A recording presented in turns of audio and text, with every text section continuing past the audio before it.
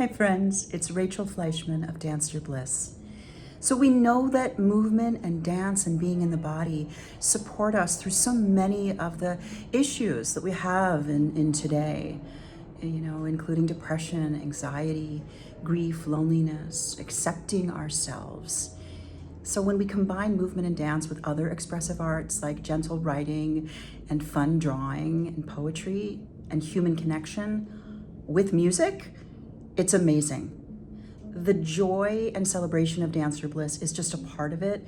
There's also immense healing. So we want that, or I want for you, that when you leave the workshop, you will have tools for the rest of your life. I'm not exaggerating. Tools that you can call upon anytime you want to feel more grounded and have more life force.